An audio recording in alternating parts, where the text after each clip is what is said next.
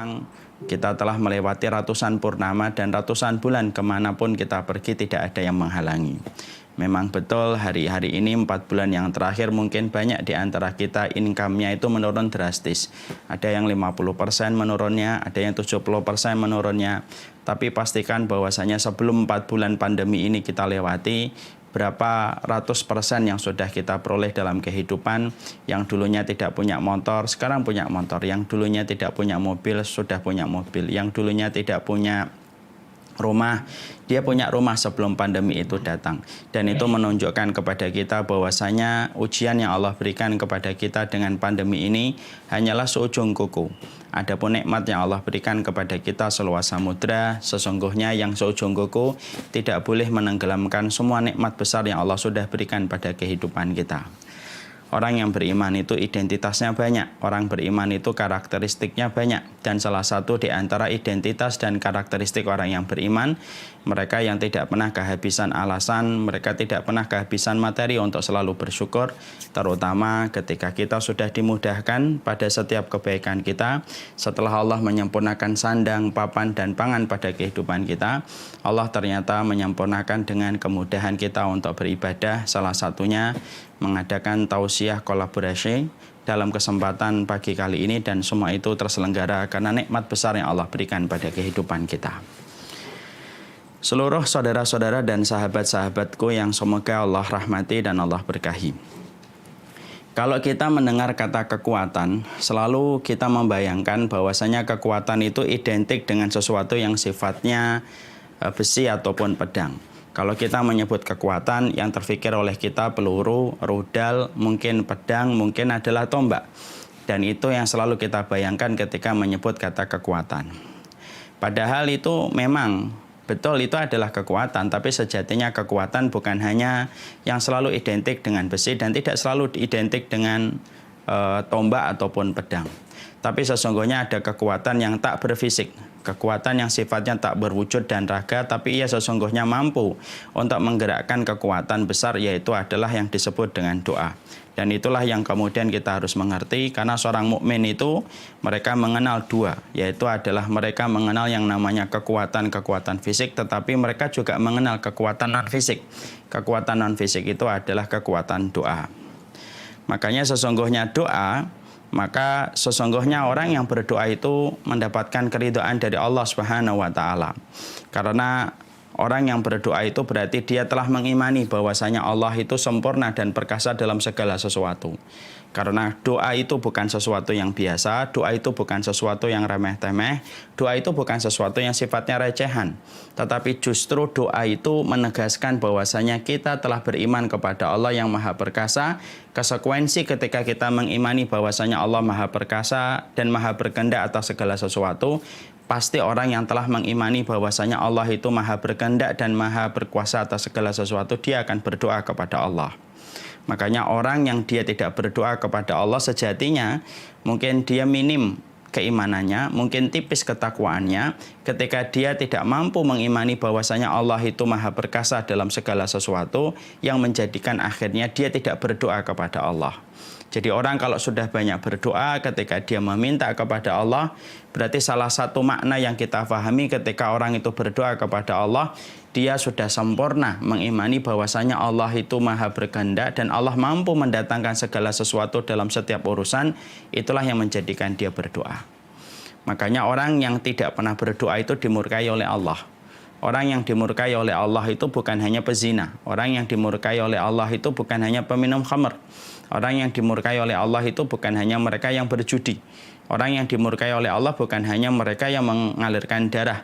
Tapi salah satu di antara orang yang dimurkai oleh Allah dalam kehidupan ini, yaitu adalah orang yang tidak pernah mengangkat tangannya untuk berdoa kepada Allah, maka Allah pun murka kepadanya. Karena bisa jadi ketika orang itu tidak pernah berdoa kepada Allah, berarti dia mengabaikan Allah, dia cuek kepada Allah, dia tidak perhatian kepada Allah bahwasanya Allah itu mampu mengabulkan apapun yang dia minta, tapi justru dia tidak pernah mengangkat tangannya. Makanya ada sebuah riwayat yang disampaikan oleh Rasulullah SAW dalam satu riwayat yang disampaikan dari Abu Hurairah. Innallah man lam yas'alillahi yaghdab alaihi. Sesungguhnya Allah itu murka kepada mereka yang tidak pernah mengangkat tangan untuk berdoa. Jadi yang dimurkai oleh Allah bukan hanya yang menumpahkan air pada wanita yang bukan halal, bukan hanya mereka yang berjudi dengan uangnya, bukan hanya mereka yang makan riba, tapi termasuk orang-orang yang berjalan di atas muka bumi ini ketika tangannya tidak pernah mengetuk pintu langit dan tidak pernah berdoa, maka sejatinya dia adalah dimurkai oleh Allah. Karena apa? Karena orang yang tidak pernah berdoa kepada Allah bisa jadi cueknya dia dalam berdoa, itu menunjukkan bahwasanya dia tidak yakin bahwasanya Allah adalah zat yang mampu berkehendak atas segala sesuatu yang dia inginkan, atas apa yang dia butuhkan dalam kehidupan. Makanya Allah murka, bukan hanya kepada pezina tetapi kepada mereka yang tidak pernah berdoa. Rasulullah SAW mengetahui betul betapa dahsyatnya kekuatan doa. Makanya Rasulullah SAW yang terkenal dalam kehidupan keseharian beliau itu bukan hanya sholatnya, bukan hanya dalam kehidupan beliau ketika beliau melaksanakan puasanya, tapi salah satu hal yang selalu identik dengan Rasulullah SAW itu adalah berdoa. Makanya Rasulullah SAW pernah diriwayatkan dalam satu riwayat yang sahih, maka beliau itu pernah melewati satu hari, tidak pernah melewati satu hari kecuali beliau itu memperbanyak doa. Karena beliau adalah orang yang sangat bergantung kepada Allah dalam segala urusan.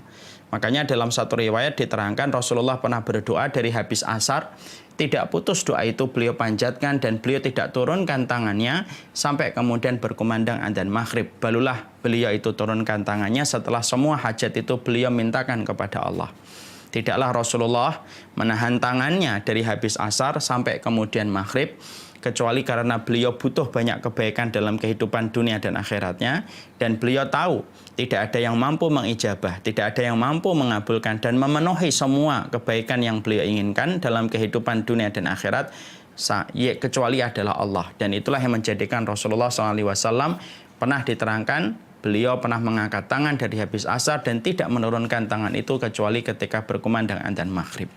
Nah, bandingkan dengan kita. Kita ini kalau terkadang sudah berdoa 10 menit, 15 menit sudah bingung redaksi doa apa yang akan kita minta kepada Allah.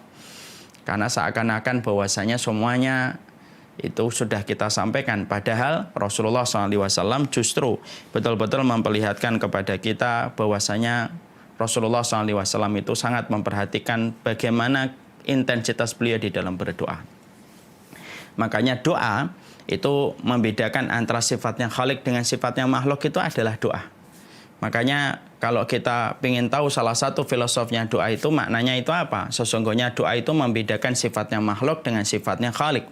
Kalau sifatnya makhluk, ketika kita semakin diminta, maka semakin sempit dadanya. Itulah makhluk. Coba kalau kita temukan orang yang paling dermawan, orang yang paling baik di antara kita. Kalau kita minta sekali, mungkin masih senyum. Kita minta 2 kali, mungkin masih senyum. Kita minta 3 kali, mungkin dia masih senyum. Tapi kalau kita minta 5, 6 kali, 7 kali, senyumnya sudah mulai hilang. Lama-lama dia akan berkata kepada orang yang selalu meminta kepadanya, "Mbok minta sama yang lain, kok terus-terusan saya? Kan saya juga butuh apa yang kamu minta dari saya." Itulah makhluk. Makhluk itu sejatinya memiliki sifat dasar bakhil. Itulah sifat dasar manusia. Ketika dia sebaik apapun, sedermawan apapun, tetap dia memiliki limit. Ketika dia diminta terus-menerus, maka sempit dadanya dan akan mencoba mengalihkan permintaan itu kepada orang lain. Itulah makhluk. Tapi doa itu justru akan membuka kepada kita sifat Allah yang dasar, sifat Allah yang luar biasa. Justru berbeda dengan Allah. Allah itu semakin diminta, maka semakin Allah itu senang. Semakin diminta, semakin Allah itu senang. Semakin diminta, Allah itu senang. Makanya keridhaan Allah itu turun bersama dengan orang yang hanya sholat, bukan hanya orang yang sholat tahajud. Keridhaan Allah itu turun bukan hanya mereka yang senantiasa mengosongkan lambungnya di waktu siang. Keridhaan Allah itu turun bukan hanya kepada mereka yang menyampaikan kalimat Allah ketika dia berdakwah ataupun berjihad. Tapi ternyata keridhaan Allah itu pun turun. Salah satunya adalah bersama dengan orang-orang yang mereka senantiasa berdoa kepada Allah, meminta kepada Allah. Karena sesungguhnya identitas orang yang beriman kepada Allah, mereka tidak pernah bosan untuk meminta kepada Allah karena mereka mengimani Allah itu merupakan zat yang paling senang diminta, dan sesungguhnya permintaan hamba kepada Sang Khalik menunjukkan bahwasanya dia punya iman bahwasanya Allah mampu mengabulkan apa yang dia minta dan apa yang dia harap. Nah, inilah yang menjadikan akhirnya kita faham kekuatan dirimu bukan hanya pedang, kekuatan dirimu bukan hanya panah, tapi kekuatan diri kita itu terletak salah satunya kepada doa. Sering sekali kita memperhatikan kekuatan fisik kita, tetapi kita tidak memperhatikan kekuatan yang Allah berikan kepada orang mukmin. Silahul mukmin selain kekuatan besi, yaitu adalah kekuatan ketika dia berdoa kepada Allah Subhanahu wa taala. Makanya akhirnya kita mendapati sesungguhnya doa itu merubah yang mustahil menjadi mustajab. Sesungguhnya doa itu merubah yang jauh menjadi dekat. Sesungguhnya doa itu merubah yang tidak mungkin menjadi mungkin. Bahkan dalam satu hadis yang sahih, sesungguhnya doa pun merubah takdir. Takdir pun bisa dirubah dengan kekuatan orang yang senantiasa berdoa. Itu menunjukkan kepada kita, sesungguhnya tidak ada yang mampu merubah takdir kecuali adalah doa, karena sejatinya doa itu hatta yang mustahil sekalipun bisa berubah menjadi mustajab, hatta yang tidak mungkin bisa menjadi mungkin, hatta yang jauh pun menjadi dekat ketika kita selalu berdoa kepada Allah. Saya akan sampaikan kisah-kisah nyata yang dicatat di dalam kitab-kitab para ulama untuk menunjukkan betapa besarnya kekuatan doa, dan kekuatan doa itu menjangkau apa yang tidak bisa dijangkau oleh fisik manusia ketika berusaha untuk melakukan itu. Terkadang fisik kita tidak mampu melakukan, terkadang kita tidak mampu mewujudkan, tapi kalau orang itu sudah rajin mengetuk pintu langit, maka pada saat itulah ada pertolongan Allah yang tidak pernah terduga. Dan kita harus ingat, orang yang berdoa itu sejatinya adalah orang yang mengetuk pintu langit. Orang yang banyak mengetuk pintu langit adalah orang yang paling besar kemungkinan dibukakan pintu langit untuknya ketika dia sering berdoa kepada Rabb yang maha mengabulkan setiap permohonan hambanya. Saya ambilkan beberapa kisah nyata untuk menjadi sebuah motivasi bagi kita, bahwasanya kekuatan kita terhadap segala macam ujian itu harus dilewati dengan banyaknya kita berdoa. Ada kisah-kisah nyata yang disampaikan di dalam kitab. Yang pertama, saya selalu kagum dengan kisahnya seorang sahabat yang bernama Asim bin Sabit. Mungkin ada di antara seluruh sahabat yang hadir pada kesempatan hari ini itu pernah mendengar kisahnya Asim bin Sabit. Asim bin Sabit ini merupakan salah satu sahabat Nabi yang kepalanya itu dihargai mahal. Karena ketika beliau pada perang Badar banyak membunuh orang-orang musyrikun. Keluarga-keluarga musyrik yang keluarganya terbunuh dendam kepada Asim bin Sabit. Lalu memberikan label harga pada kepalanya Asim bin Sabit. Siapapun yang bisa membawa kepalanya Asim bin Sabit, maka dia akan mendapatkan beberapa ratus ekor unta. Asim bin Sabit tahu bahwasanya kepalanya dihargai mahal oleh orang-orang musyrik yang ada di kota Mekah. Salah satu doa yang dipanjatkan oleh Asim bin Sabit itu tampaknya mustahil terwujud. Tapi ternyata Allah menurunkan pertolongan kepada doanya Asim bin Sabit. Apa itu doanya Asim bin Sabit pada saat itu? Asim bin Sabit kemudian dia berdoa, dia meminta kepada Allah, ya Allah, kalau nanti aku terbunuh, jangan biarkan jasadku tersentuh sama orang-orang musyrik. Ya. Doa itulah yang dipanjatkan oleh Asim bin Sabit. Kalau kita berpikir dengan logika kita, kalau kita sudah mati, mana bisa kita mampu untuk kemudian membela diri kita dari jamahan orang yang ingin memegang kita. Itulah logika kita kalau kita mau mikir. Tapi ternyata Asim bin Sabit yakin bahwasanya Allah itu mengabulkan setiap permintaan hambanya. Dia berdoa kepada Allah supaya dia nanti kalau ditakdirkan meninggal dunia, maka sesungguhnya tidak ada orang musyrik yang mampu menjamah tubuhnya. Perhatikan, ketika singkat ceritanya Asim bin Sabit, kemudian akhirnya beliau meninggal dunia, terbunuh dalam satu penyergapan, maka kemudian orang-orang musyrik ketika akan menjamah tubuhnya Asim bin Sabit, lihat cara Allah bekerja kalau mengabulkan doa. Maka Allah memberikan perintah kepada lebah supaya lebah itu berkerumun di atas jasadnya Asim bin Sabit. Dan seakan-akan melindungi Asim bin Sabit dan menyerang siapapun orang yang mendekat kepada jasadnya Asim bin Sabit. Orang-orang musyrik yang asalnya pingin dan bernafsu untuk memenggal kepalanya Asim bin Sabit, karena kepala itu dihargai dengan ratusan ekor unta, setiap mereka mendekat, mereka diserang sama lebah. Setiap mereka mendekat, diserang sama lebah. Akhirnya mereka keletihan. Mereka kemudian berkata di antara mereka, ya sudah, biarkan tubuhnya Asim bin Sabit di situ dulu. Nanti malam Kita akan datang kembali ketika lebah ini sudah kembali kepada sarangnya. Orang musyrik tidak tahu lebah itu dikirim sama Allah, dan apapun yang sudah dikirim oleh Allah tidak mampu dimentahkan dan dipatahkan oleh seorang makhluk. Betul, ketika akhirnya matahari tenggelam, malam pun datang, lebah itu balik ke sarangnya. Ketika orang-orang musyrik itu akhirnya ingin sekali untuk mendekat kembali kepada tubuhnya Asim bin Sabit setelah mendapati lebah itu kembali kepada sarangnya, perhatikan, Allah turunkan air hujan yang begitu deras, menghujani pada lembah dan tebing di mana Asim bin Sabit itu meninggal dunia. Saking lebatnya, banyak sekali mengalirkan air. Sampai air itu mampu untuk menghanyutkan tubuhnya Asim bin Sabit. Sampai kemudian orang musyrikun itu ketika mengejar jasadnya Asim bin Sabit tidak mampu. Dan Asim bin Sabit diletakkan oleh Allah pada satu tempat yang tidak pernah diketahui oleh orang musyrik. Ketika Allah mengabulkan permintaan Asim bin Sabit, dia ingin ketika meninggal dunia itu tidak tersentuh jasadnya oleh tangan-tangan orang-orang musyrik. Dan Allah mengabulkan. Disitulah kita paham. Doa itu ketika sudah bekerja, ketika sudah membuka pintu langit, ketika sudah bekerja, maka Allah itu mampu untuk merubah yang tampaknya mustahil dalam kehidupan logika manusia menjadi mustajab. Kalau kita pikir, kenapa lebah itu bisa turun melindungi jasadnya Asim bin Sabit? Karena Allah yang bekerja untuk mengabulkan permintaan hambanya yang yakin kepadanya.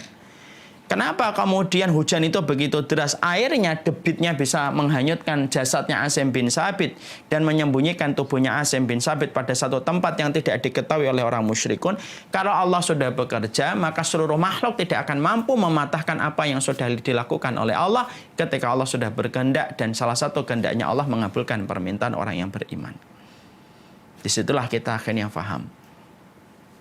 Merubah keadaan yang sulit, walaupun tampaknya mustahil, itu terkadang dengan cara yang sederhana. Rajinlah mengetuk pintu langit, disitulah pintu langit kemudian nanti akan terbuka. Kita juga mendapatkan pula dari kisahnya Umar bin Khattab. Umar bin Khattab radhiyallahu anhu itu kemudian juga pernah meminta tentang satu permintaan, di mana permintaan Umar bin Khattab radhiyallahu anhu itu tampaknya mustahil. Umar bin Khattab itu pernah meminta kepada Allah dengan sebuah doa, Allahumma rzuqni syahadatan fi sabilika wa wafatan bi biladi nabika. Ya Allah, berikanlah aku rezeki mati syahid, tetapi mati syahidnya di kota nabimu. Ketika Umar bin Khattab mengucapkan itu, Umar bin Khattab sedang menjadi khalifah. Tempat yang paling aman pada saat itu adalah kota Madinah.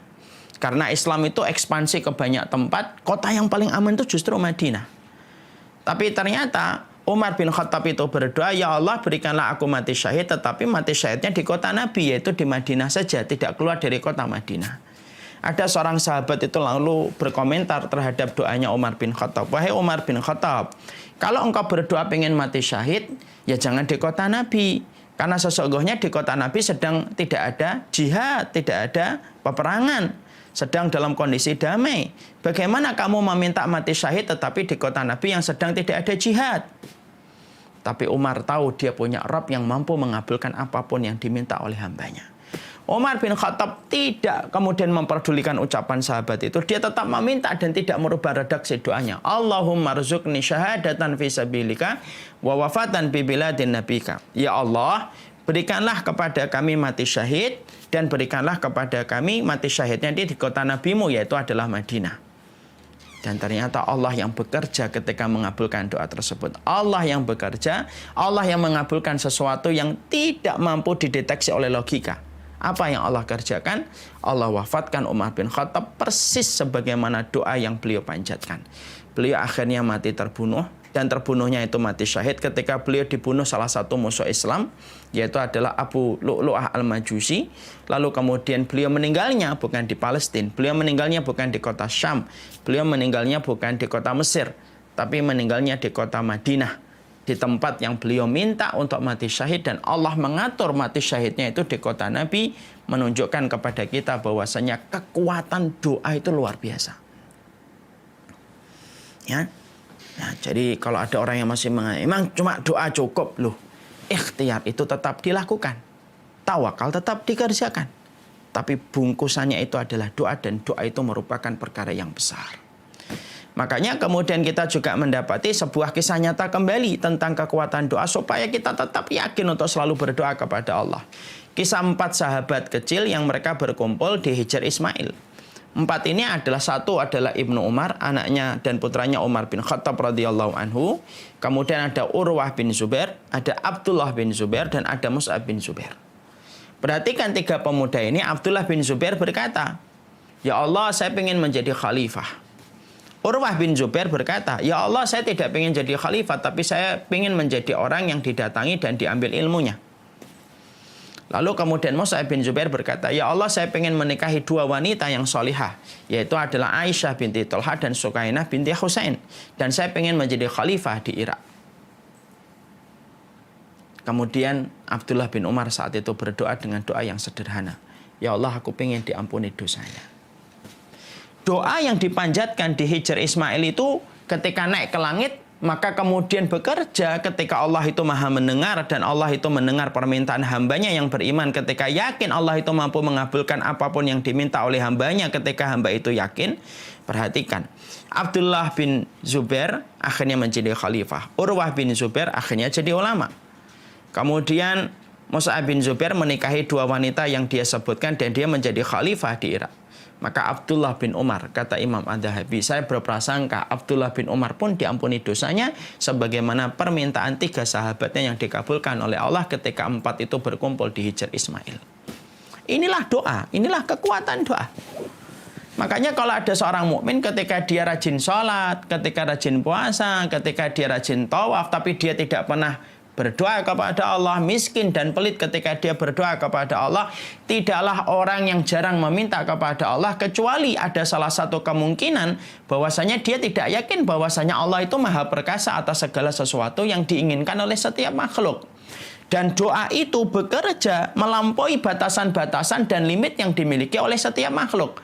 Karena makhluk itu punya limit. Makhluk itu punya batasan, tetapi sesungguhnya Allah itu tidak memiliki limit dan sesungguhnya Allah itu tidak memiliki batasan. Ketika Allah itu tidak memiliki batasan sebagaimana makhluk itu punya batasan, ketika Allah itu tidak punya limit sebagaimana manusia itu punya limit, disinilah fungsinya kita. Kalau kita ingin menjangkau untuk melewati limit dan melewati batasan kita sebagai seorang manusia biasa yang penuh dengan kelemahan dan penuh dengan kekurangan, lompatilah limit dan keterbatasan itu dengan kita berdoa, karena doa itu sekali lagi merubah yang mustahil menjadi mustajab.